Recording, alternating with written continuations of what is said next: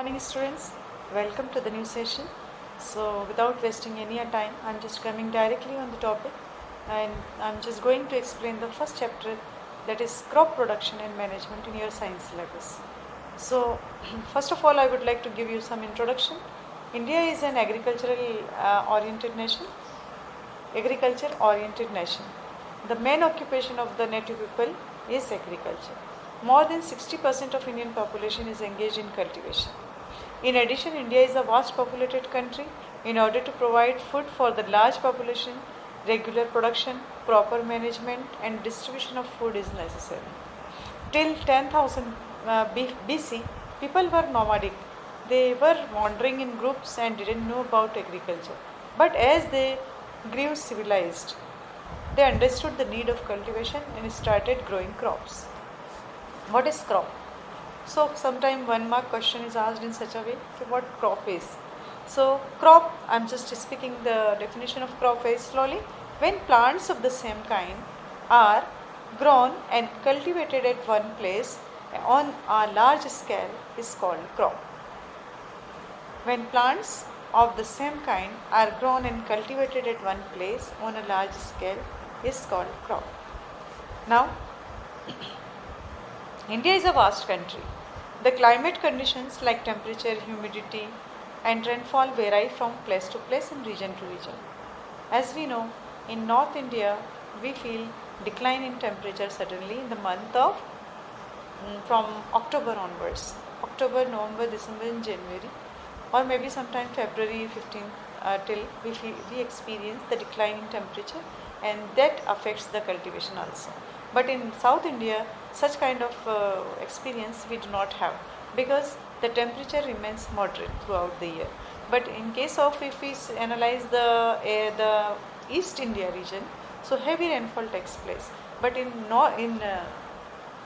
West India, lack of rainfall is there. So this is what the variation in climate that affects the crop production also, and some specific kind of fruits and specific kind of vegetables also. So basically, season wise, the crop has been divided into two categories, main categories. First is kharif crops and second one is rabi crops. So kharif crop, the crop which are sown in the rainy season from June to September. These crops are known as kharif crops. For example, paddy means rice, maize, soyabean, groundnut and coconut, etc. Now we will talk about rabi crops. Rabi crops grown in the winter season. These are called rabi crops. From October to March they are cultivated. And for example, wheat, gram, pea, mustard and linseed. Cultivation of crops involves several activities. The main activities are listed below. How many activities are associated in cultivation of crop? Mainly 7 to 8 activities are involved. So we will just read them one by one. First is preparation of soil. When a farmer starts growing its crop and for his cultivation, he prepares the soil. So soil preparation is the most important and the foremost process for cultivation. So why soil is prepared? So soil is prepared. How it is prepared? One of the most important tasks in agriculture is to turn the soil and loosen it. In order to turn the soil, the upper layer of the soil goes down and the down layer and the under layer of the soil that comes out. So why it is done, and why we lose the soil before growing crops? The loose soil allows the roots to breathe easily. It is done by plowing. As you know that when the soil will be loose, then it will allow the breathing process easily, and so the crop will grow in a very healthy manner. So that is why this preparation of soil is done before cultivating the crop. And in early time it was done by plowing. Still some of the farmers who are just doing cultivation at a small scale, they also use plowing, and but at the large scale it is done by the machinery that is called hoe. Hoe is attached with the tractor, and the preparation of soil is done by the help of that with the help of that machine. and the picture of the hoe and the plowing apparatus is given at page number 4, 3 to 4.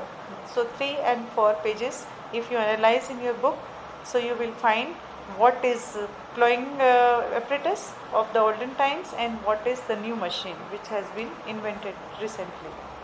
Now, second process of cultivation is sowing of seeds.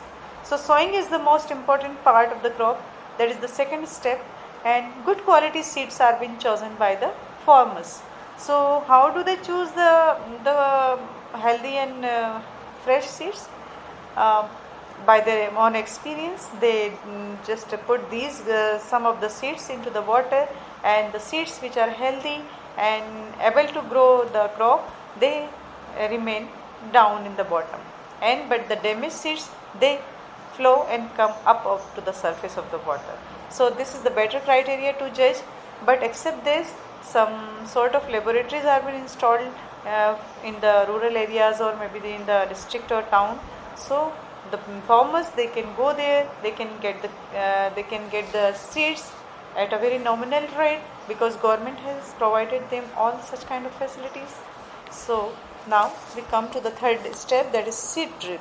So seed drill, what is the function of this seed drill and how it is useful for the farmers? It is used for sowing. It is used for sowing seeds with the help of tractor. So it saves time and labor. In this way, it is very useful for the farmers. Earlier, it was done by the hand, so and the lot of labor and lot of time was spent in this process. Now, third process is seed drill was associated with the sowing process, so it is not a separate point of cultivation. Now I am explaining adding manure and fertilizers. That is your third point of cultivation. The substance which are added to the soil in the form of nutrients for the healthy growth of plants are called manure and fertilizers. So, some special substance, they are added time to time to the crop fields. So why are they added? Because in order to provide extra nutrients which are very useful, or in order to produce a healthy crop. So such kind of substance are known as NPK, nitrogen, potash and phosphorus. For example, these products are, some chemicals are also added. These chemicals are urea, ammonium sulfate, superphosphate, potash, and if we talk about the manure, natural manure, that is vermicompost, which we have already read in 6th class, how vermicompost is prepared. Now we come to the fourth point, that is irrigation. Irrigation is, it is very important for growing the crop. Without water, no any crop can grow. So irrigation is water supply basically. So all living beings need water to live. Water is an important factor for the proper growth and development of crops. The supply of water to crops at different intervals is called irrigation. The conventional sources of water of irrigation, when we talk, these are wells, tube wells, ponds, lakes, rivers, dams and canals. As you know that the motor pump, it is attached with those sources, and then they supply the water into their fields. But the modern irrigational sources are sprinkler system and drip system. They save water and they supply water in an equal manner to each and every plant. Now come to the fifth point, protection from weeds. In a field, many other undesirable plants grow naturally with the crop. These undesirable plants are called weeds. As we know, when our crop grows in the field, it is accompanied with some undesirable plants, that those plants they just become a barrier, or maybe they create a hurdle. They create a hurdle in order to get the proper sunlight or maybe the nutritional elements. So such kind of plants must be removed from the field time to time, otherwise the health and the production of the crop get affected.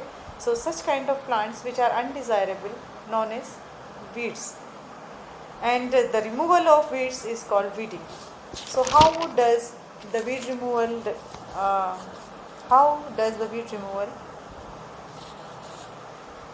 is done? We do the weed removal. How do we do the weed removal? So this is done with the help of khurpi. In the olden times, through the conventional way, it was done with the help of khurpi, and by the help of a khurpi. Now it is done with the chemicals. These chemicals are known as weedicides. For example, 2,4-D, etc. Now we come to the next point: harvesting. Harvesting is our next point. The cutting of crop after it is mature, is called harvesting. It usually takes 3 to 4 months for a cereal crop. It is done manually by sickle or by the machine called harvester. In early times it was done by sickle, and now it is done by the harvester that is attached to the tractor, and easily the work is done within few hours. Threshing is the next step. Seventh step is threshing.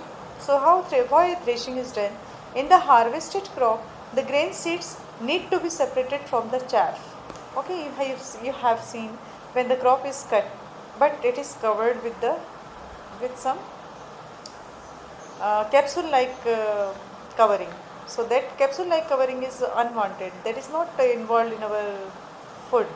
Or maybe when we go for making a fine flour from the wheat or any other cereal, so such kind of such kind of element that is known as chaff. So it must be removed from rest of the cereal.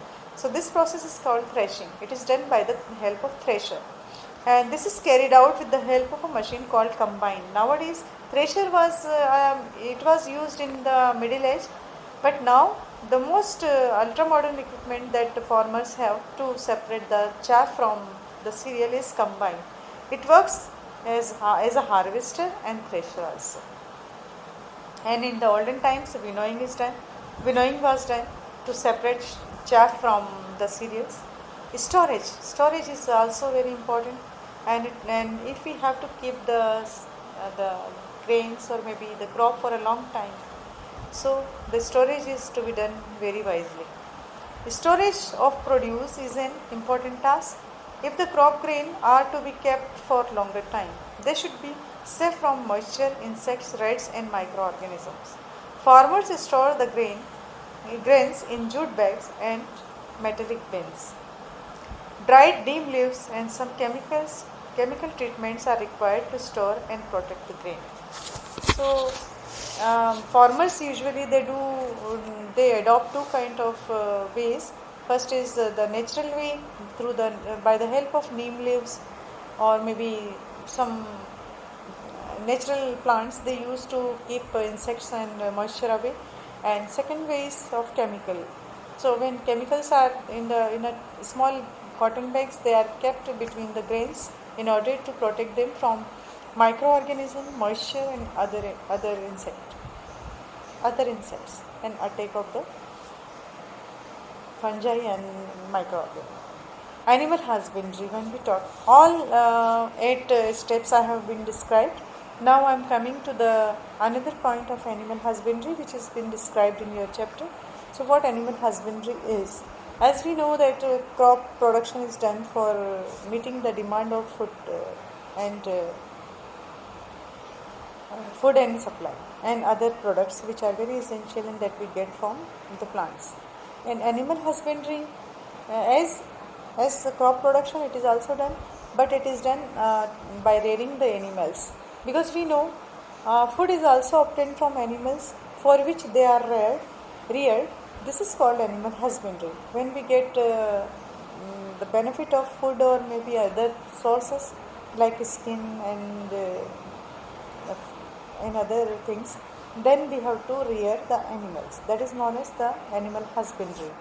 Animal husbandry is also done in the villages and the rural areas, and special help is provided by the government. And the second point is harvest festivals. After lots of hard work and patience of 3 to 4 months, there comes the day of the harvest. The sight of golden fields of standing crops laden with grains fills the heart of farmers with joy and excitement. and they celebrate the occasion. Special festivals associated with the harvest season are Pongal, Baisakhi, Holi, Diwali, Nabanya, and Bihu. So I hope you enjoyed and understood the lesson properly. If you have any doubt, you can comment down me in comment box. Thank you and have a nice day.